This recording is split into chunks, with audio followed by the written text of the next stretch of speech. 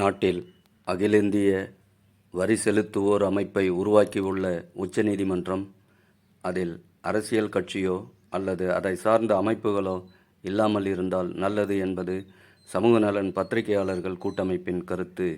மேலும் இச்சங்கத்தின் ஒப்புதல் இல்லாமல் நாட்டில் மக்களுக்கு இலவசங்கள், கடன் தள்ளுபடிகள் போன்ற எந்த ஒரு அறிவிப்பும் தேர்தல் நேரத்தில் அரசியல் கட்சிகள் அறிவிக்க முடியாது. மேலும் இந்த சங்கத்தின் மூலம் நாட்டில் நடைபெறும் ஊழல், எம்பி எம்எல்ஏக்கள் முதல் உள்ளாட்சி பிரதிநிதிகள் வரை மக்கள் கேள்வி கேட்க முடியும்.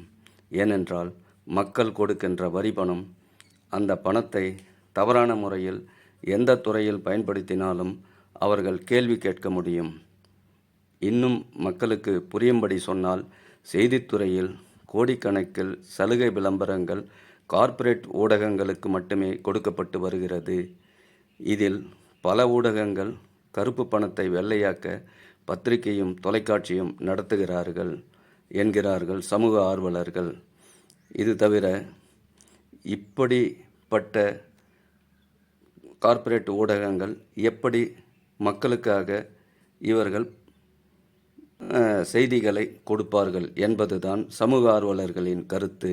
மேலும் எங்களை போன்ற சாமானிய பத்திரிகைகளுக்கு அரசியல் தலையிட்டால் அவை கொடுப்பதில்லை.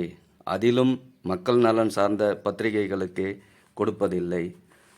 இப்படி ஒரு அவலநிலை செய்தித்துறையில் தொடர்கிறது. மேலும் மக்களின் பிரச்சனைகள் தினந்தோறும் சமூக அவலங்கள் தொடர்கிறது.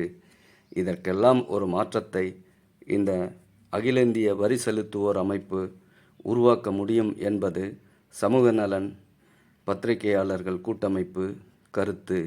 மேலும் இதில் அரசியல் தலையீடோ அல்லது அரசியல் கட்சியினரோ இல்லாமல் இருந்தால்தான் இதன் நோக்கம் நிறைவேறும்.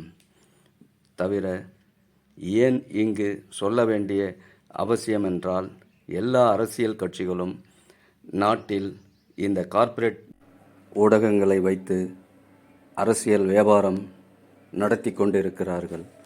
அது எப்போது நாட்டில் ஒழிக்கப்படுமோ அப்போதுதான் மக்களுக்கான அரசியல் உதயமாகும். இது தமிழ்நாடு சமூக நலன் பத்திரிகையாளர்கள் கூட்டமைப்பு கருத்து.